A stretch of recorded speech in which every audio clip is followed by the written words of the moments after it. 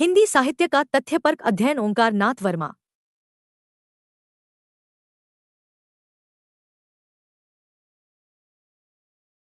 हिंदी साहित्य का तथ्यपरक अध्ययन ओंकार नाथ वर्मा। 31 जुलाई 2000। भक्तिकाल 1400 से 1700 ई। ज्ञानाश्रयी शाखा, प्रेमाश्रयी शाखा, राम भक्ति शाखा, कृष्ण भक्ति शाखा। महत्वपूर्ण कथन। भक्तिकालीन प्रमुख रचनाकार और उनकी रचनाएं संत काव्य, सूफी काव्य, राम काव्य, कृष्ण काव्य। वस्तुनिष्ठ प्रश्न उत्तर व्याख्या सहित। 3 रीतिकाल 1700 से 1885। नामकरण रीति शब्द की व्याख्या। रीति काव्य का विभाजन रीतिबद्ध काव्य, रीतिसिद्ध काव्य, रीतिमुक्त काव्य। रीतिकालीन महत्वपूर्ण कथन। रीतिकाव्य के प्रमुख रचनाकार, रचना। भक्तिकाल 1400 से 1700 ई। ज्ञानाश्रयी शाखा निर्गुण भक्ति का सर्वप्रथम उल्लेख श्वेताश्वेतर उपनिषद में मिलता है। जिस समय उत्तर भारत में सिद्धों और नाथों की अंतसाधना प्रचलित हो चुकी थी, उसी समय दक्षिण भारत में आलवार भक्तों की भक्ति भावधारा प्रवाहित हो रही थी, जिसका समर्थन वहां के वैष्णव आचार्यों ने भी किया। आलवार नम या शठाकोप शूद्र थे। उनके शिष्य उन्हें विष्णु का अवतार कहते थे। आलवार भक्तों में एक महिला आंदाल थी। भक्ति के आदि आचार्य रामानुज का जन्म कांचीपुरम के पास ही हुआ था। कांचीपुरम में ही उनकी भेंट कांचीपूर्ण से हुई। कांचीपूर्ण रामानुज के शूद्र गुरु थे। रामानुज के अनुसार जगत मिथ्या नहीं, वास्तविक है। जगत शरीर है, ब्रह्मा शरीरी। ब्रह्मा जीव व जगत को धारण करता हुआ उसका नियमन करता है। जैसे शरीरी शरीर का, जैसे नीलकमल का नीलत्व कमल से भिन्न नहीं, वैसे ही जगत ब्रह्मा से भिन्न नहीं। चूंकि रामानुज का ब्रह्मा विशेषण से युक्त विशिष्ट है, इसलिए उनका दर्शन विशिष्टाद्वैत है। भक्ति एक प्रवृत्ति के रूप में रामानुजाचार्य के पहले भी थी, किंतु वह साधना पद्धति मात्र थी, आंदोलन नहीं। रामानुजाचार्य ने दर्शन के स्तर पर भक्ति को प्रतिष्ठित किया, अर्थात भक्ति आंदोलन को वैचारिक आधार प्रदान किया।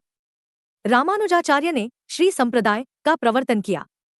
इन्होंने हिंदी को प्रचार का माध्यम बनाया। रामानुज की ही परंपरा में रामानंद जन्म 1300 ई के आसपास हुए, जिनके बारे में कहा जाता है कि ये भक्ति को दक्षिण से उत्तर लाए। आचार्य शंकर ने अद्वैतवाद का प्रवर्तन किया। इसका सिद्धांत है ब्रह्मा सत्य है और जगत मिथ्या, ब्रह्मा और जगत में कोई भेद नहीं है। वैष्णव धर्म की स्थापना करने वाले रामानुज, मध्वाचार्य, विष्णु स्वामी और निम्बार्क ये 4 महान आचार्य हुए। इन आचार्यों के उपरांत रामानंद, वल्लभाचार्य और चैतन्य महाप्रभु ने इसे अत्यधिक व्यापक बनाते हुए सुदृढ़ आधार प्रदान किया। मध्वाचार्य ने द्वैतवाद, ब्रह्मा संप्रदाय का प्रवर्तन किया। इसके अनुसार जीव ब्रह्मा से उत्पन्न है, ब्रह्मा स्वतंत्र और जीव परतंत्र है। आचार्य निम्बार्क ने वैतादेतवाद, हंस या सनकादि संप्रदाय का प्रवर्तन किया। इसका सिद्धांत है ब्रह्मा जीव से भिन्न भी और अभिन्न भी। द्वैताद्वैतवाद को भेदाभेदवाद भी कहा जाता है। निम्बार्काचार्य ने कृष्ण को विष्णु का अवतार माना है। वल्लभाचार्य ने शुद्धाद्वैतवाद का प्रवर्तन किया। इसके अनुसार ब्रह्मा सच्चिदानंद स्वरूप है, माया ईश्वर के अधीन है, जीव अविद्या के कारण क्लेश पाता है, यह आनंद और दुख दोनों को पाने का अधिकारी है। अतएव ईश्वर और जीव में स्पष्ट भेद है। विष्णु स्वामी ने रुद्र संप्रदाय का प्रवर्तन किया। इन्होंने अद्वैतवाद को माया से रहित मानकर शुद्ध ब्रह्मा का प्रतिपादन किया। अन्य संप्रदाय महापुरुषिया संप्रदाय, शांकरदेव, रामदासी संप्रदाय, रामदास, उद्धति संप्रदाय, सहजानंद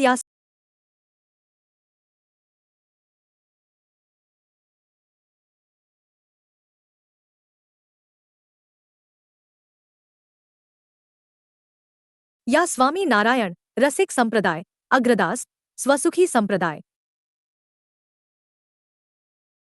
रामचरण दास, रामावत संप्रदाय, रामानंद, परमब्रह्म संप्रदाय, दादू दयाल, गौड़ीय संप्रदाय, चैतन्य महाप्रभु, सखी संप्रदाय, स्वामी हरिदास, तत्सुखी संप्रदाय, जीवाराम, राधावल्लभी संप्रदाय, गोस्वामी हित हरिवंश, महानुभाव संप्रदाय, चक्रधर, वारकरी संप्रदाय, पुंडलिक, ध्यान संप्रदाय। इस संप्रदाय का जन्म भगवान बुद्ध की बोधि से हुआ माना जाता है। विष्णु का सर्वप्रथम उल्लेख ऋग्वेद में मिलता है, जहां इनकी कल्पना सूर्य के रूप में की गई है। वस्तुतः ईश्वर प्रेम के क्षेत्र में सबको समान अधिकार देकर आलवार भक्तों ने भारतीय जनजीवन को एक दूसरे के निकट लाने का स्तुत्य प्रयास किया। आलवार भक्तों द्वारा रचित 4000 पदों का संकलन दिव्य प्रबंधम नाम से किया गया है। नम्मालवार के गीतों का संकलन सर्वप्रथम नाथमुनि दशम शताब्दी ने किया। वेबर, ग्रियर्सन, बर्नले, भंडारकर आदि विद्वानों ने वैष्णव भक्ति को ईसाइयत की देन कहा है। आचार्य रामचंद्र शुक्ल ने भक्ति को धर्म का रसात्मक रूप कहा है। उन्होंने इसे इस्लामी आक्रमण से पराजित हिंदू जनता की असहाय एवं निराश मनस्थिति से जोड़ा था। पंडित हजारी प्रसाद द्विवेदी ने भक्ति आंदोलन को भारतीय चिंताधारा का स्वाभाविक विकास माना है। जॉर्ज ग्रियर्सन व डॉक्टर श्याम सुंदर दास ने भक्तिकाल को हिंदी साहित्य का स्वर्ण युग कहा है। डॉक्टर रामविलास शर्मा ने भक्तिकाल को लोक जागरण काल नाम से अभिहित किया है। डॉक्टर हजारी प्रसाद द्विवेदी ने भक्ति आंदोलन को लोक जागरण की संज्ञा दी है। आचार्य रामचंद्र शुक्ल ने भक्तिकाल की समय सीमा संवत 1375 से 1700 निर्धारित की है। भक्ति की दो धाराएं प्रवाहित हुई, निर्गुण धारा और सगुण धारा। निर्गुण एवं सगुण दोनों प्रकार की भक्ति का मुख्य लक्षण है भगवद्विषयक रति एवं अनन्यता। हिंदी में निर्गुण भक्ति की अभिव्यक्ति सबसे पहले महाराष्ट्र के संत नामदेव की रचनाओं में मिलती है। इन्होंने ऐसे भक्ति मार्ग की ओर संकेत किया था जो हिंदू और मुसलमान दोनों को ग्राह्य हो। संत नामदेव 13वीं शती पहले सगुणोपासक थे, बाद में ज्ञानदेव के संपर्क में आकर नाथपंथ में आए और निर्गुणोपासक हो गए। यही कारण है कि नामदेव की रचनाएं सगुणोपासना और निर्गुणोपासना दोनों से संबंधित है। गुरु ग्रंथ साहिब में नामदेव के 60 से अधिक पद संग्रहित है। नामदेव ने निर्गुण ब्रह्मा का वर्णन करने के साथ साथ विभिन्न कर्मकांडों एवं बाह्याचारों का भी खंडन किया। इन्होंने प्रभुनाम स्मरण को अधिक महत्व दिया, जिसका प्रभाव कबीर एवं अन्य संतों पर देखा जा सकता है। रामानुजाचार्य ने केवल विष्णु या नारायण की भक्ति और ज्ञान पर जोर दिया था, जबकि रामानंद ने राम भक्ति का प्रचार किया। रामानंद के शिष्य हैं अनंतानंद, कबीर, सुखानंद, सुरसुरानंद, पद्मावती, पीपा, भावानंद, रैदास, थना, सेन, नरहरियानंद और योगानंद। इसका उल्लेख नाभादास कृत भक्तमाल में मिलता है। रामानंद स्मार्त वैष्णव थे। उन्होंने श्री संप्रदाय के सिद्धांतों को मानते हुए भी वर्णाश्रम बंधन समाप्त कर दिया था। कबीर ने अपने समय में प्रचलित सभी धर्मों का सारतत्व ग्रहण करके जिस सामान्य भक्ति मार्ग का प्रवर्तन किया, उससे हिंदू मुस्लिम समाज का कल्याण हुआ और मानवीय मूल्यों की प्रतिष्ठा हुई। कबीर रामानंद के शिष्य के रूप में विख्यात हैं, किंतु उनके राम रामानंद के राम नहीं है। शेख्तकी नामक सूफी संत को भी कबीर का गुरु कहा जाता है। कबीर के काव्य में वेदांत का अद्वैत, नाथ पंथियों की अंतसाधनात्मक रहस्य भावना, हठयोग, कुंडलिनी योग, सहज साधना, इस्लाम का एकेश्वर सब कुछ मिलता है। कबीर की वाणी का संग्रह बीजक कहलाता है। इसके 3 भाग हैं, रमैनी, सबद और साखी। रमैनी और सबद गेय पद हैं, साखी दोहों में है। रमैनी और सबद व्रजभाषा में है, जो तत्कालीन मध्यदेश की काव्य भाषा थी। साखियों में पूर्वी प्रयोग अधिक है। हिंदी काव्य में निर्गुण भक्ति को पूर्ण प्रतिष्ठित करने का श्रेय कबीर साहय को है। कबीर के काव्य का संकलन उनके शिष्य धर्मदास ने चीजक नाम से किया था। अब कबीर ग्रंथावली में उपलब्ध है। डॉक्टर श्याम सुंदर दास ने कबीर की भाषा को पंचमेल खिबड़ी कहा है, क्योंकि इनकी भाषा में खड़ी बोली, राजस्थानी, पंजाबी, ब्रज और पूर्वी का मिश्रण है। आचार्य रामचंद्र शुक्ल ने कबीर की भाषा को राघुक्कड़ी कहा है। सधुक्कड़ी भाषा से आशय है जिसमें अनेक प्रांतीय भाषाओं योनियों के शब्दों का मिश्रण हो। डॉक्टर श्याम सुंदर दास ने रहस्यवादी कवियों में कबीर का स्थान सर्वोच्च माना है। पंडित हजारी प्रसाद द्विवेदी ने कबीर को वाणी का डिक्टेटर कहा है। हिंदी में सबसे पहले कबीर ने तर्कों और प्रमाणों का सहारा लेते हुए अटूट आत्मविश्वास के साथ जन्मजात उच्चता का विरोध किया। आईने अकबरी अबुल फजल अल्लामी में कबीर का परिचय मुवाहिद कहकर दिया गया है। कबीर चरित्र बोध में कबीर की जन्मतिथि का निर्देश है। संवत 1455 विक्रमी जेठ सुदी पूर्णिमा सोमवार के दिन सत्यपुरूप का तेज काशी के शहर तालाब में उतरा। उस समय पृथ्वी और आकाश प्रकाशित हो गया। संत रैदास रामानंद के शिष्य और कबीर के समकालीन थे। इनके 2 प्रधान ग्रंथ हैं, रैदास की यानी और रविदास के पद। सिख धर्म के प्रवर्तक एवं प्रथम गुरु नानक देव जी हैं। इन्होंने हिंदी में काव्य रचना की। गुरु नानक देव की हिंदी में ब्रजभाषा और खड़ी बोली दोनों का मेल है। आदिग्रंथ साहब के अंतर्गत महला नामक प्रकरण में इनकी वाणी संकलित है। उसमें सतत सलोक मिलते हैं। गुरु नानक देव की रचनाएं हैं जपुजी, आसादीवार, रहिरास और सोहिला। गुरु नानक की ही परंपरा में उनके उत्तराधिकारी गुरु कवि हुए। इनमें गुरु अंगद जन्म 1504 ई, गुरु अमरदास जन्म 1479 ई, गुरु रामदास जन्म 1514 ई, गुरु अर्जुन जन्म 1563 ई और गुरु तेग बहादुर जन्म 1622 ई और 10वें गुरु गोविंद सिंह जन्म 1664 ई हैं। गुरु गोविंद सिंह ने अनेक ग्रंथों की रचना की। सिखों के पांचवें गुरु अर्जुन देव ने श्री ग्रंथ साहब का संपादन किया। इसमें नानक से पूर्व अन्य संतों की वाणी भी संग्रहित है। गुरु नानक देव जी ने वर्णाधम व्यवस्था और कर्मकांडों का विरोध करते हुए निर्गुण ब्रह्मा का प्रचार प्रसार किया। इन्होंने हिंदू मुस्लिम दोनों की समान धार्मिक उपासना पर बल दिया। दादू दयाल 1544 से 1603 ई की बानी में कबीर का नाम बहुत जगह आया है। अतः इसमें कोई संदेह नहीं कि ये कबीर के मतानुयायी थे। दादू दयाल की रचनाओं का संग्रह उनके दो शिष्यों संतदास और जगन्दास ने हडेवानी नाम से किया था। बाद में संत रज्जब ने इसका संपादन अंगवधू नाम से किया। निर्गुण संत कवियों में सुंदरदास सर्वाधिक शास्त्रज्ञ और सुशिक्षित थे। यही कारण है कि इनकी कविता में कलात्मकता और भाषा परिमार्जित है। निर्गुण संतों ने गेयपद और दोहे ही लिखे हैं। सुंदरदास ने कवित्त और सवैया भी लिखा है। इनका सर्वाधिक प्रसिद्ध ग्रंथ सुंदर विलास है। मलुकदास के दो प्रसिद्ध ग्रंथ हैं, ज्ञानोद और रामावतार शीला। ज्ञानबोध में ज्ञान, भक्ति और वैराग्य का तथा रामावतार लीला में रामायण की कथा का विस्तृत वर्णन है। जगजीवन दास के तीन प्रधान ग्रंथ हैं, ज्ञान प्रकाश, महाप्रलय और प्रथम ग्रंथ। इनके अनुसार निर्गुण ब्रह्मा की उपासना ही धर्म है। ज्ञानाश्रयी निर्गुण शाखा के अन्य प्रसिद्ध संत कवि हैं अक्षर अनन्य, जंभनाथ, सिंगाजी, हरिदास निरंजनी, कमाल, कबीर के पुत्र, प्राणनाथ, दयायाई, सहजोवाई, बावरी साहिया आदि। प्रेमाश्रयी शाखा डॉक्टर गणपति चंद्रगुप्त ने हिंदी प्रेमाख्यान परंपरा का प्रथम काव्य हंसावली को माना है, जिसकी रचना असाइद ने 1370 ई में की थी। डॉक्टर रामकुमार वर्मा ने मुल्ला दाऊद कृत चंदावन 1379 ई से हिंदी प्रेमाख्यान परंपरा का प्रवर्तन माना है। आचार्य रामचंद्र शुक्ल ने मृगावती 1501 ई के रचयिता कुतुथन को हिंदी प्रेमाख्यान परंपरा का प्रथम कवि माना है, जबकि हजारी प्रसाद द्विवेदी ने ईश्वरदास की सत्यवती कथा 1500 ई को इस परंपरा की प्रथम कृति के रूप में उल्लेख किया है। असाइद कृत हंसावली की काव्य भाषा को लेकर मतभेद है। गुजराती विद्वान इसे गुजराती काव्य रचना मानते हैं।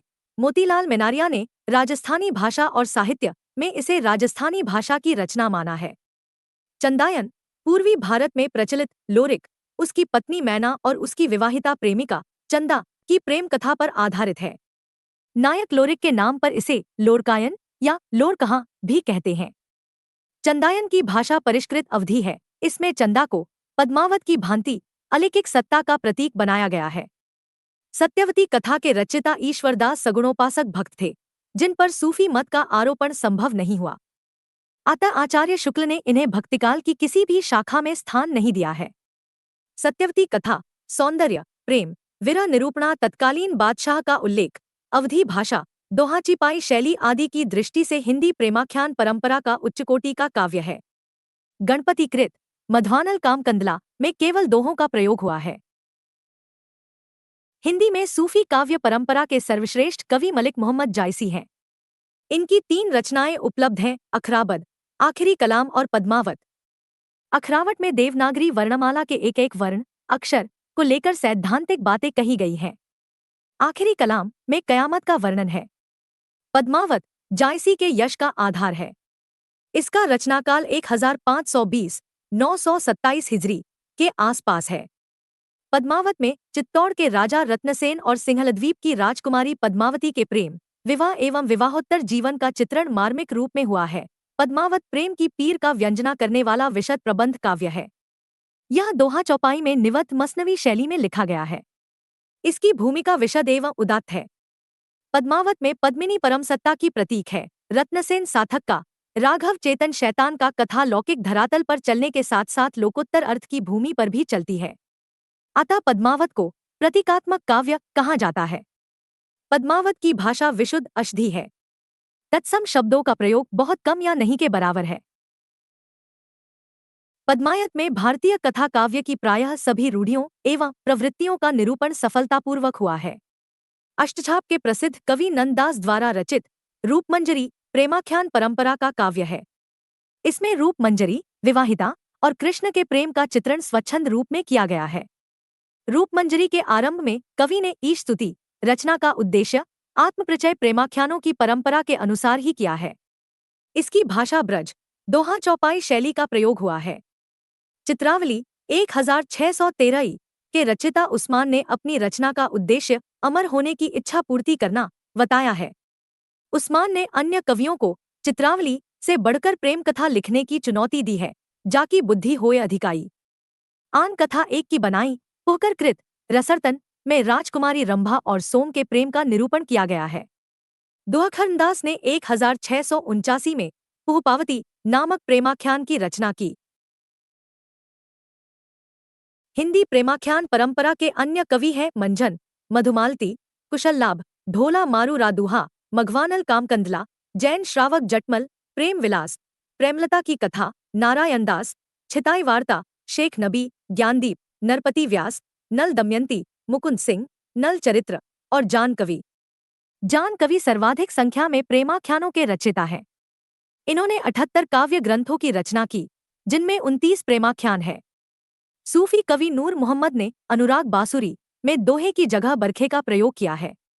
सूफी कवियों के प्रबंध काव्य मत्तनवी शैली में रचित हैं, अर्थात इनमें सर्गबद्धता नहीं है। राम भक्ति शाखा वायुपुराण में राम की भावना विष्णु के अवतारों में मानी गई है। महाभारत में अनुगीता के अंतर्गत विष्णु के 6 अवतारों का कृष्ण उल्लेख है। 11 नृसिंह, वामन, मत्स्य राम और महाभारत के अरण्य पर्व में राम कथा का वर्णन है।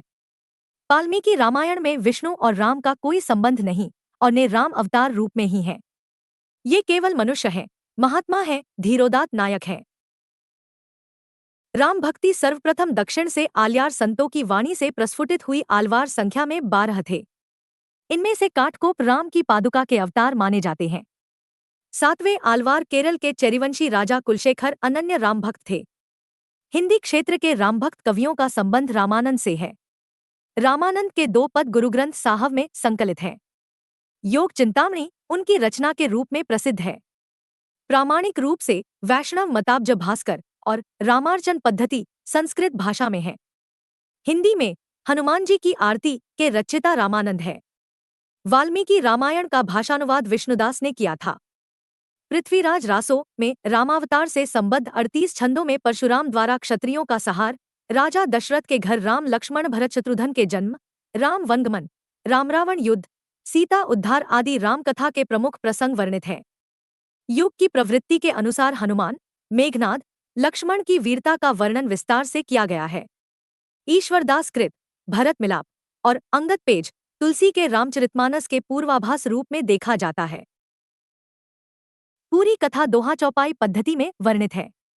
तुलसी पूर्व रामक्या से संबद्ध जैन मुनियों की रचनाएं जैसे मुनिलावराय कृत, रावण मंदोदरी संवाद, ब्रह्माजिंदास कृत रामचरित, रामरास तथा हनुमंतरास उल्लेखनीय है। रामानंद की ही शिष्य परंपरा में आने वाले गोस्वामी तुलसीदास द्वारा राम भक्ति को पूर्ण प्रतिष्ठा प्राप्त हुई। तुलसी रामानंद के शिष्य नरहरियानंद के शिष्य थे।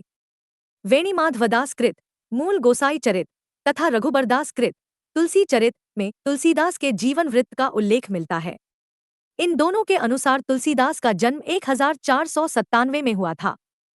शिवसिंह सरोज के अनुसार तुलसी का जन्म 1526 पर राम गुलाम द्विवेदी के अनुसार इनका जन्म 1532 है। यह निश्चित है कि तुलसीदास 16वीं शताब्दी में विद्यमान थे। तुलसीदास की मृत्यु सन 1680 अर्थात 1623 में हुई। उनकी मृत्यु के संदर्भ में दोहा है, संवत 1680 गंग के तीर। श्रावण शुक्ला सप्तमी, तुलसी तज्यो शरीर तुलसीदास द्वारा रचित 12 ग्रंथ प्रामाणिक माने जाते हैं। वैराग्य संदीपनी, रामलला नेहछू, रामाज्ञा प्रश्न, बरवे रामायण, जानकी मंगल, श्री कृष्ण गीतावली, पार्वती मंगल, गीताथली, दोहावली, कवितावली, कवित्त रामायण, विनय पत्रिका, रामचरितमानस। तुलसीदास ने वैराग्य संदीपनी को अखिल ज्ञान का सार कहा है। तुलसीदास ने रामचरितमानस की रचना संवत 1631 अर्थात 1574 ई में आरंभ की, जैसा कि इस अर्थाली से स्पष्ट है। संवत 1631 करो कथा हरिपद धर सीसा गोस्वामी तुलसीदास हिंदी के अत्यंत लोकप्रिय कवि हैं। उन्हें हिंदी का जातीय कवि कहा जाता है। उन्होंने अवधी और ब्रजभाषा में समान अधिकार से रचना की है। तुलसीदास ने वीरगाथा काव्य की छप्पय पद्धति, विद्याप्ति और सूरदास की गीत पद्धति, गंग आदि कवियों की कवित्त सवैया पद्धति, रहीम के समान दोहे और चरवे और जायसी की तरह दोहा चौपाई पद्धति में रचनाएं की हैं। रामचरितमानस में 7 कांड हैं: बालकांड, अयोध्याकांड, अरण्यकांड, किष्किंधाकांड, सुंदरकांड, लंकाकांड और उत्तरकांड। इसके उत्तरकांड में ज्ञान और भक्ति का विशद विवेचन है। व्यक्तिगत एकांतिक अनुभूतियों की अभिव्यक्ति की दृष्टि से विनय पत्रिका भक्ति काव्य में अनूठी है। इसमें 280 पद, भाषा व्रज और शांत रस की प्रधानता है। तुलसीदास ने गीतावली और कवितावली में मुक्तकों में कथा कही है। इन दोनों कृतियों में 7-7 कांड है। इन मुक्तकों को एक साथ पढ़िए तो प्रबंध काव्य का और अलग अलग पढ़िए तो मुक्तक काव्य का आनंद देते हैं। कवित्त रामायण, कवितावली, कवित्त सवैया शैली की रचना है। इसमें भी 7 कांड हैं। इसमें भी मुक्तक और प्रबंध काव्य का आनंद मिलता है। रामाज्ञा प्रश्न में 7 सर्ग हैं। प्रत्येक सर्ग में 7 कोष्ठक हैं और प्रत्येक कोष्ठक में 7 दोहे हैं। तुलसीदास ने माझा प्रश्न की रचना मात्र 6 घंटे में की थी। दोहावली में तुलसीदास द्वारा समय समय पर लिखे गए 573 दोहा और 22 सोरखा संग्रहित हैं। वैराग्य संदीपनी में 64 दोहे, 2 सोरठे और 14 चौपाइयों हैं। यह ग्रंथ 4 भागों में विभाजित है। 1. मंगलाचरण और वस्तु संकेत। 2. संत स्वभाव का वर्णन। 3. संत महिमा वर्णन। 4. शांति वर्णन। गोस्वामी तुलसीदास ने वरवे रामायण की रचना रहीम के यरबै नायिका भेद से प्रभावित होकर की थी। बरखे रामायण 69 बरवे छंदों का एक छोटा सा ग्रंथ है। यह 7 कांडों में विभक्त है। कांडों का विस्तार अनुपात रहित है तथा इसमें मंगलाचरण नहीं है। पार्वती मंगल में शिव पार्वती विवाह वर्णित है। इसका आधार कालिदास कृत कुमार संभव है। जानकी मंगल का आधार वाल्मीकि रामायण है। इसमें राम सीता के विवाह का वर्णन है। रामलला नेहछू में 20 सोहर छंद अवधी भाषा के हैं। सूरदास कृत सूरसागर के 9वें स्कंध में रामकथा का वर्णन मिलता है। आचार्य रामचंद्र शुक्ल ने रामकाव्य परंपरा का प्रथम कवि रामानंद को ही माना है। नाभादास कृत भक्तमाल का हिंदी साहित्य में अभूतपूर्व ऐतिहासिक महत्व है। इसका रचनाकाल 1585 ई के आसपास है। भक्तमाल की टीका प्रियादास ने 1712 ई में लिखी। इसमें 200 भक्तों के चरित 316 छप्पयों में वर्णित हैं। भक्तमाल में कबीर के विषय में लिखा है। कबीर कानी राखी नहीं वर्णाश्रम पटदर्शनी, अर्थात कबीर ने षड्दर्शनों और वर्णाश्रम का सम्मान नहीं किया। मीरा के बारे में लिखा है। निरंकुश अति निडर रसिक जस रसना गायो। केशवदास ने रामचंदिका को रचना 1601 ई में की। इसमें संवाद बहुत नाटकीय है और उसमें विविध छंदों का प्रयोग हुआ है। डॉक्टर पीताम्बर दत्त बर्थवाल के अनुसार रामचंदिका फुटकर कवित्तों का संग्रह है। डॉक्टर रामस्वरूप चतुर्वेदी ने केशव की प्रसिद्ध कृति रामचंद्रिका को छंदों का अजायब घर कहा है। तुलसीदास के समय में ही अग्रवास और उनके शिष्य नाभावास ने अष्टयाम की रचना करके रामचरित को कृष्णचरित बनाने की चेष्टा करनी शुरू कर दी थी। तुलसी की मृत्यु के लगभग 10 वर्षों के अनंतर ही राम की माधुर्य भक्ति ने जोर पकड़ा और इसके कई संप्रदाय स्थापित हुए, जिनमें तत्सुखी संप्रदाय, रामायत सखी संप्रदाय, सखी या स्वसुखी संप्रदाय विशेष उल्लेखनीय हैं। रामायत सखी संप्रदाय के भक्त अपने को सीता की सत्री समझकर राम के प्रति वही भाव रखने लगे जो गोपियां कृष्ण के प्रति रखती थी। सखी या स्वसुखी संप्रदाय की स्थापना रामचरणदास ने की। इसमें भक्त अपने को राम की सहचरी सखिया मानकर उनके प्रति मादन भाव की भक्ति करते हैं। प्राणचंद चौहान ने 1610 ई में रामायण महानाटक की रचना संवाद शैली में की। इस कृति में वर्णनात्मकता अधिक और काव्यसौंदर्य कम है। सेनापति कृत कवित्त रत्नाकर की चौथी पांचवी तरंग में रामायण के विविध मधुर प्रसंगों का वर्णन है। इसकी भाषा पांडित्यपूर्ण होते हुए भी कृत्रिम नहीं है। हृदयराम ने 1623 में हनुमान नाटक की रचना कवित्त और सवैया छंद में की। इसमें सीता स्वयंवर से लेकर राज्याभिषेक तक की कथा संवाद शैली में वर्णित है।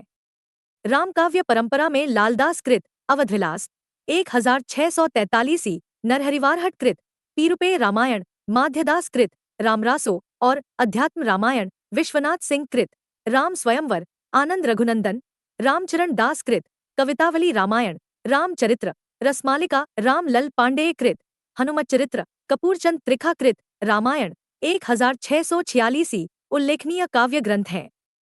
रामप्रियाशरण दास ने सीताजी को प्रधानता देकर सीतायन की रचना 1703 में की। आधुनिक काल में रामचरित उपाध्याय ने खड़ी बोली में रामचरित चिंतामणि की रचना की, जो वाल्मीकि रामायण और रामचरितमानस पर आधारित है। मैथिली शरण गुप्त कृत साकेत और अयोध्या सिंह उपाध्याय हरिऔध कृत वैदेही वनवास का रामकाव्य परंपरा में महत्वपूर्ण स्थान है। चलदेव प्रसाद मिश्र ने कुशल किशोर नामक महाकाव्य की रचना की, जिसमें श्री रामचंद्र जी की किशोरावस्था का ही चरित्रांकन है। बलदेव प्रसाद मिश्र ने साकेत संत नामक प्रबंध काव्य की रचना की, जिसमें भरत को नायक बनाकर उनके चरित्र का अंकन किया है। सूर्यकांत त्रिपाठी निराला ने राम की शक्ति पूजा की रचना करके राम काव्य परंपरा में एक नई दिशा दी है।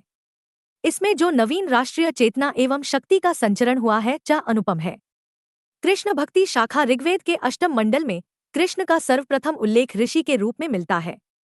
महानारायण उपनिषद में विष्णु का पर्यायवाची शब्द थासुदेव है।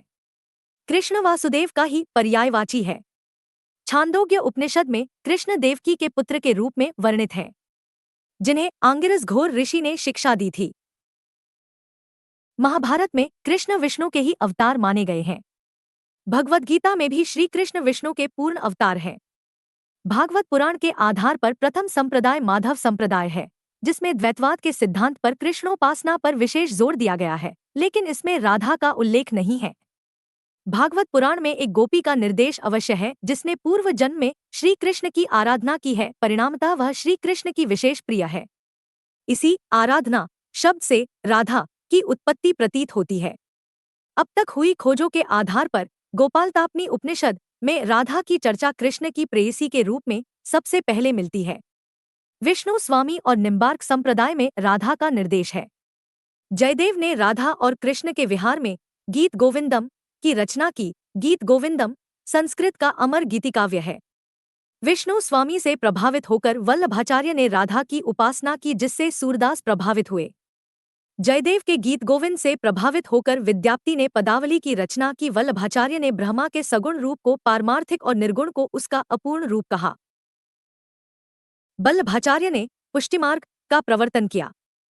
पुष्टि का अर्थ है भगवान की कृपा या अनुग्रह। भगवत कृपा ही भक्ति का लक्ष्य है।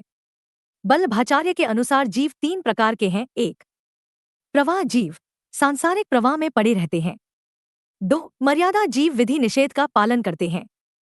3. पुष्टि जीव, जो भगवान का अनुग्रह प्राप्त कर लेते हैं। वे कृष्ण की नित्य लीला का अनुभव कर सकते हैं। वल्लभाचार्य के अनेक ग्रंथ हैं, जैसे पूर्व मीमांसा भाष्य, अणुभाष्य, श्रीमद्भागवत की टीका, ग्रहसूत्र का भाष्य। गोस्वामी विट्ठलनाथ ने अपने पिता वल्लभाचार्य के ग्रंथों की टीकाएं लिखीं।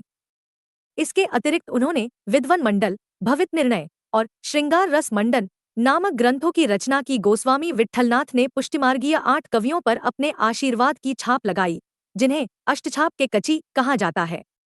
अष्टछाप के 4 भक्त कवि वल्लभाचार्य के शिष्य थे। कुंभनदाग, सूरदास, परमानंद दास और कृष्णदास। शेष 4 गोविंद स्वामी, छीतस्यामी, चतुर्भुजदास और नंददास विट्ठलनाथ के शिष्य थे। अष्टछाप के वरिष्ठ कवि कुंभनदास और कनिष्ठ कवि नंददास हैं। अष्टछाप के प्रायः सभी कवि संगीतज्ञ थे।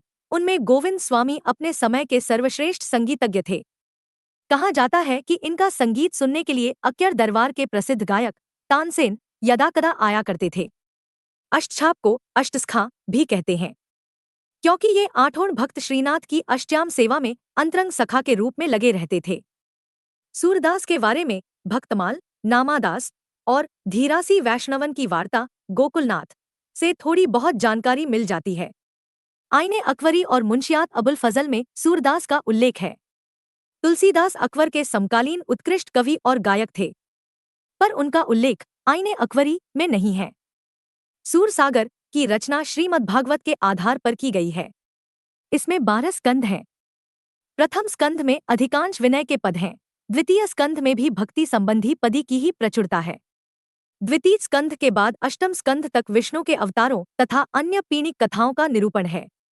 नवम स्कंध में रामावतार की कथा है। यह रामक्या अधिकतर वाल्मीकि रामायण से प्रभावित है। इस पर तुलसी के रामचरितमानस का किंचित प्रभाव नहीं है। सूरसागर में दशम स्कंध का प्राधान्य है। यह सबसे बड़ा स्कंध है। इसके पूर्वार्ध में 3494 पद हैं तथा उत्तरार्ध में 138 पद। पूर्वार्ध में श्री कृष्ण का वालजीवन बड़े विस्तार से वर्णित है। उत्तरार्ध में द्वारिकागमन से लेकर अंत तक श्री कृष्ण की जीवनी वर्णित है। मृगदाम वात्सल्य और श्रृंगार के कवि हैं। विश्व साहित्य में कोई भी कवि वात्सल्य के क्षेत्र में उनके समकक्ष नहीं है। हजारी प्रसाद द्विवेदी ने सुरसागर को स्त्री चरित्र का विशाल काव्य कहा है। साहित्य लहरी नायिका भेद में संबंधित श्रृंगार ग्रंथ है। इस ग्रंथ में मूर के दृष्टकूट के पद संकलित हैं, जो काव्य रूढ़ियों में निबद्ध होने के कारण दुरूह हैं। गुरगागवली की सूरसागर की विषय सूची कहा गया है।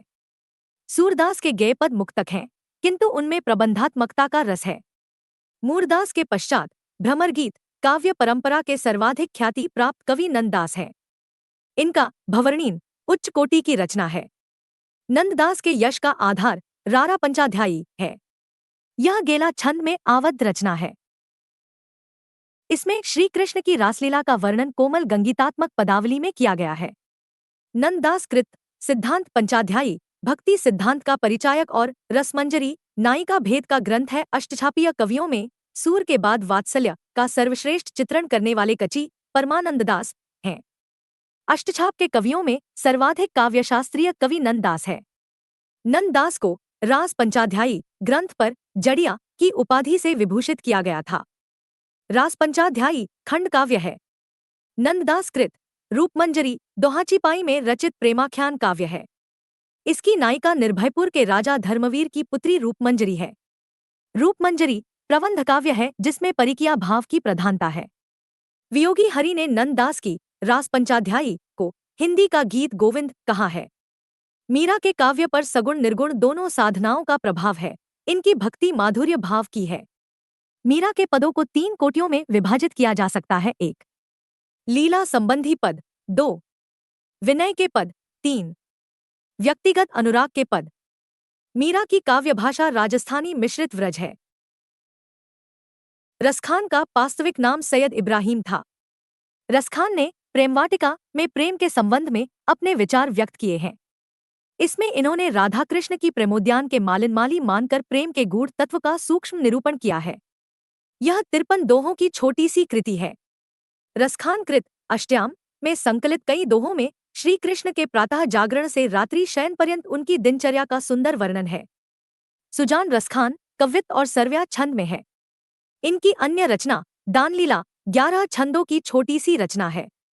सरल, हृदयग्राही और रसपूर्ण भाषा के प्रयोग के कारण रसखान को पीयूपवर्षी अथवा अमृत की वर्षा करने वाला कवि कहा गया है। इतना कम लिखकर इतना अधिक प्रसिद्ध होने वाला मध्यकाल में दूसरा कवि नहीं है। रहीम की रचनाएं व्रज, अवधी और खड़ी बोली तीनों में पाई जाती हैं। रहीम कृत घरचे नायिका भेद अवधी भाषा में है। रहीम कृत नगर शोभा में किसी नगर में रहने वाली विभिन्न जाति की स्त्रियों की सुंदरता का उल्लेख किया गया है। इस ग्रंथ की भी रचना दोहा छंद में हुई है। रहीम कृत खेट कौतुकम जातकम ज्योतिष ग्रंथ है। यह फारसी मिश्रित संस्कृत भाषा में है। रहीम कृत श्रृंगार सोरठा और रास पंचाध्यायी खंडित रूप में उपलब्ध हैं। श्रृंगार सोरठा में प्रेम संबंधी 6 सोरठे हैं। रहीम कृत मदनाष्टक खड़ी बोली में है।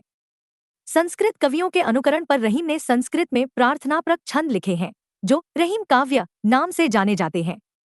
इसमें संस्कृत, फारसी और खड़ी बोली मिश्रित भाषा का प्रयोग हुआ है। सत्यनारायण कविरत्न कृत भ्रमरदूत में व्यक्तिगत प्रेम के स्थान पर देशप्रेम की गोपी विरह के स्थान पर यशोदा रूपी भारत माता के दुख की विवशता और व्याकुलता का सजीव चित्रण हुआ है। महत्वपूर्ण कथन। भक्ति आंदोलन भारतीय चिंताधारा का स्वाभाविक विकास। पं हजारी प्रसाद द्विवेदी। भक्ति धर्म का रसात्मक रूप है। आचार्य रामचंद्र शुक्ल। हम अपने को ऐसे धार्मिक आंदोलन के सामने पाते हैं जो सब आंदोलनों से कहीं अधिक विशाल है जिसे भारतवर्ष ने कभी देखा है। यहाँ तक कि वह बौद्ध धर्म के आंदोलन से भी अधिक विशाल है, क्योंकि इसका प्रभाव आज भी विद्यमान है। इस युग में धर्म ज्ञान का नहीं बल्कि भावावेश का विषय हो गया था। डॉ ग्रियर्सन। बिजली की चमक के समान अचानक समस्त पुराने धार्मिक मतों के अंधकार के ऊपर एक नई बात दिखाई दी। कोई हिंदू यह नहीं जानता कि यह बात कहाँ से आई और कोई भी इसके प्रादुर्भाव का कारण निश्चित नहीं कर सकता। Doctor Grierson. भक्ति आंदोलन ईसाइयत की देन है। डॉक्टर विवर्तन। देश में मुसलमानों का राज्य प्रतिष्ठित हो जाने पर हिंदू जनता के हृदय में गौरव, गर्व और उत्साह के लिए अवकाश न रह गया।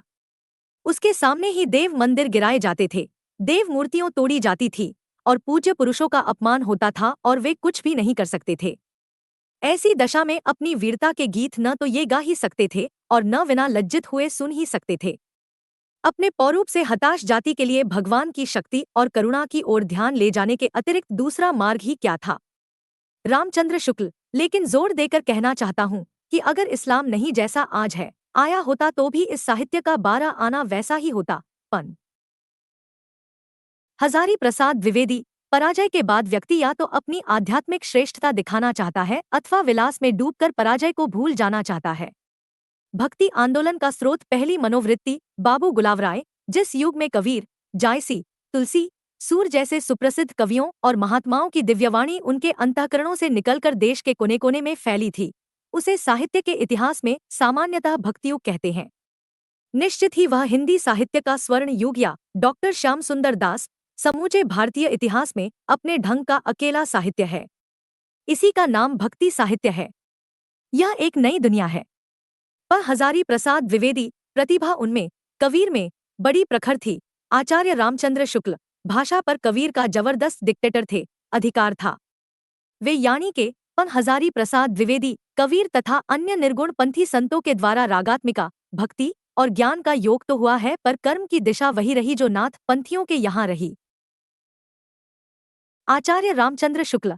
कबीर ने अपनी झाड़ फटकार के द्वारा हिंदुओं और मुसलमानों का कट्टरपन दूर करने का जो प्रयास किया वह अधिकतर चिढ़ाने वाला सिद्ध हुआ, हृदय का स्पर्श करने वाला नहीं।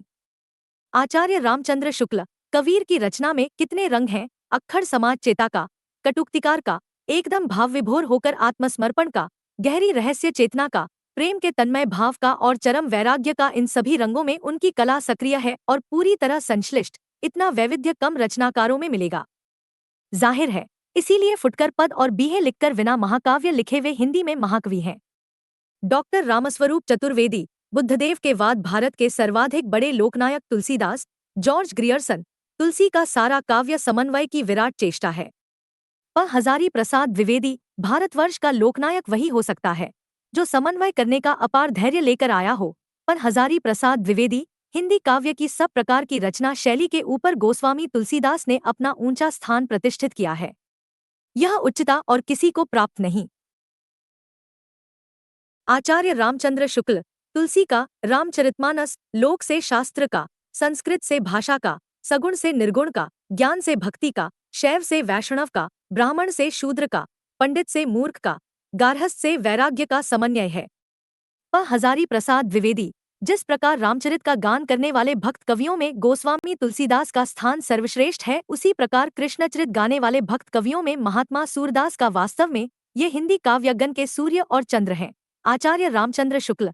सूरदास की कविता में हम विश्वव्यापी राग सुनते हैं। वह राग मनुष्य के हृदय का सूक्ष्म उद्गार है। डॉक्टर रामकुमार वर्मा। भ्रमर गीत सूर साहित्य का मुकुटमणि है। यदि वात्सल्य और श्रृंगार के पदों को निकाल भी दिया जाए तो हिंदी साहित्य में सूर का नाम अमर रखने के लिए भ्रमर गीत ही काफी है। आचार्य रामचंद्र शुक्ल। वात्सल्य और श्रृंगार के क्षेत्रों का जितना अधिक उद्घाटन सूर ने अपनी बंद आंखों से किया उतना किसी और ने नहीं। इन क्षेत्रों का वे कोना कोना झांक आए हैं। आचार्य रामचंद्र शुक्ल। यदि प्रबंधकाव्य एक विस्तृत वनस्थली है तो मुक्तक चुना हुआ गुलदस्ता आचार्य रामचंद्र शुक्ल सूरदास की रचना में संस्कृत की कोमलकांत पदावली और अनुप्रासों की वह छटा नहीं है पड़ती है जो तुलसी की रचना में दिखाई। आचार्य रामचंद्र शुक्ल, हिंदू तुरक प्रमाण रनैनी सवदी साखी। पक्षपात नहीं, वचन सही के हित की माखी। आरूढ़ दशा है जगत पर, मुख देखी नाहिन भनी। कबीर कानी राखी नहीं, वर्णाश्रम षट दर्शनी। नाभादास कृत भक्तमाल, कबीर के संबंध में। अनंतानंद कबीर सुखा सुरसुरा पद्मावती नरहरी। पीपा भावानंद रैदास धना सेन सुरसुर की घरहरी। औरी शिष्य प्रशिष्य एक ते एक उजागर। विश्वमंगल आधार सर्वानंद दशधा के आगर। नाभादास कद भक्तमाल, रामानंद के जिलों के मानना में करकाल कुटिल जीव विस्तार हित बाल्मीकि तुलसी भयो। नेता काव्य निर्वाद करी शतकोटि रामायण। एक अक्षर उच्वर ब्रह्मा इत्यादि परायण। अव भक्तन सुखदेन बहुरी लीला विस्तारी। राम घरन रस मत रहत अनीशी व्रतधारी। नाभादास कृत भक्तमाल, तुलसीदास के विषय में प्रतिविंचित दिविदृष्टि हृदय हरि लीला भागी। जन्म करम गुणरूप सर्व रचना प्रकाशी। विमल बुद्धि गुण और की जा यह गुण अवन्नी करे। सूर कवित सुनी कौन कवि जो नहीं सिर चालन करे। भक्तमाल सूरदास के संबंध में सदृश गोपिका प्रेम प्रकट कलियुग ही दिखाई। निरंकुश अति निडर रसिक रसना जस गाई। दुष्टान दोष विचारी मृत्यु को उद्यम कोयो। वार न बाको भयो गरल अमृत ज्यों पियो। भक्ति निशान वजाय के काहू ते नाहिन लजी। लोकलाज कुल श्रृंखला तजी मीरो गिरधर भजी। भक्तमाल मीराबाई के संबंध में पाती तोड़ी न पाहन पूजी। देवल देव न ध्याऊंगा। पात पात परसीतम राता, टाकरी में न सताऊंगा। जीवन जोवन राजपद, अविचल रहे न कोय। नामदेव जो दिन जाई सत्संग में, जीवन का फल सोए। कचीर कोटि जतन प्रयोथिये, कागा हंस न होए। कबीर अब पठिताएं होत क्या, जब चिड़ियों चुग गई खेत। कबीर कबीर कचीर कबीर, दुर्बल को न सताइए, जाकी मोटी हाय। जाको राखे साइयां मारी सके न कोय। मन के हारे हार है, मन के जीते जीत। कथनी तजी करनी करें, तो विष ते अमृत होए। कचीर थोया पेड़ वयूल का, आम कहाँ ते खाए। कबीर पोथी पढ़िपड़ी जग मुवा, पंडित हुआ न कोय। कबीर निंदक न्यरे राखिए, आंगन कुटी छवाए। विन पानी सावुन विना, निर्मल कर सुभाए। हरी जन्नी में बालक तोरा। कबीर कीर चलन चलन सब लोग कहते हैं, न जानो वैकुंठ कहाँ है। संकीरत है कृप जल भाषा वहता नीर। कबीर कबीर कबीर कबीर, भक्ति द्राविड़ी उपजी, लाए रामानंद। प्रगट किया कबीर ने, सात द्वीपनी खंड। साई के सय जीव हैं, कीरी कुंजर दोए। शीतल शब्द उच्चारिये, अर्थ आनिए नाहिं। नेक श्रीतम मुरझाड़ में, दुश्मन भी तुझ माहिं। सो जोगी जाके मन मुद्रा, गत दिवस करई न निद्रा। कचीर कबीर झिलमिल झगक झूलते, याकी गही न काडू। गोरा अटक कालपुर, कीम कहार्य साहू। कबीर यह सिर मये राम को, नाही गिरियो टूट। आन देव नहीं पररगसय, यह तन जाई छूट। चरणदास प्रभुजी तुम चंदन हम पानी, जाकी अंगंग यास समानी। संत रैदास अजगर कर न चाकरी पंछी करे न काम। मलुकदास और मन जानी कचित्त अस कीन्हा। मकु यह रहे जगत मह चीन्हा। जायती मानुस प्रेम भयट बैकुंठी। नाहिंद काह छार भरी मूटी। जायसी उन यानन अस को जो न माग। वैधि रहा सिगरी संसारा।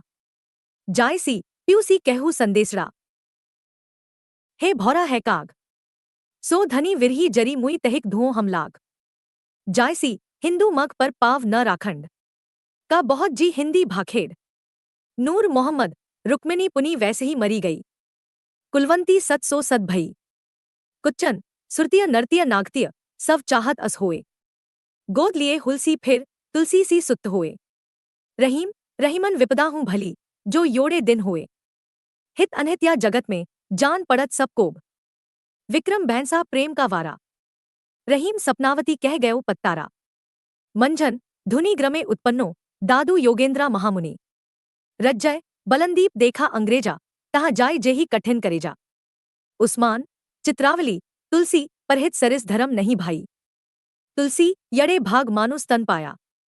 सुर दुर्लभ सदग्रथ ही गाया। तुलसी केशव कहीं न जाय का कहिए। तुलसी तुलसी मीठे बचन ते सुख उपजहिं चहुओर। वशीकरण यह मंत्र है, तजी दे वचन कठोर। तुलसी गोरख जगायो जोग, भक्ति भगायो लोग। का भाषा का संस्कृत, प्रेम चाहिए सांच। तुलसी काम जो आवे कामरी। का लेकर कुमाच, जाके प्रिय न राम वैदेही। तजिए ताही कोटि वैरी सम जैपी परम सनेही। तुलसी सब मम प्रिय सच मम उपजाए, सवते अधिक मनुज मोहिंग भाए। तुलसी ढोल गंवार शूद्र पशु नारी, सकल ताड़ना के अधिकारी। तुलसी पूज्य विप्र ज्ञान गुणहीना, शूद्र न गुण गनी निपुण प्रथीना। तुलसी भरोसो वृढ़ इन चरणन केरो। सूरदास अवगति गति कछु कहत न आए। सूरदास मोह सम कौन कुटिल खल कामी। सूरदास तलफत रहती मीन चातक ज्यों, जल विनु त्रिपानु छीजे। सूरदास अखिया हरि दर्शन की भूखी। सूरदास तजो मन हरि विमुखन को संग। सूरदास मानो माई धन धन अंतरदामिनी। घन दामिनी दामिनी घन अंतर शोभित हरि ब्रजभामिनी। सूरदास जय ते प्रीति श्याम ते कीन्ही, ता दिन ते मेरे इन नैनी नेखो नींद न लीनी। परमानंददास कह करी बैकुंठ ही जाए, जहे नहीं नंद जशोदा नाही, जहे नहीं गोपी ग्याल न गाय। परमानंददास संतन का कह सीकरी सी काम, आयत जात पनिया टूटी, विसरी गई हरिनाम। कुंभनदास पुष्टि मार्ग का जहाज जात है, सो जाको कछु लेना हो सो लेऊ।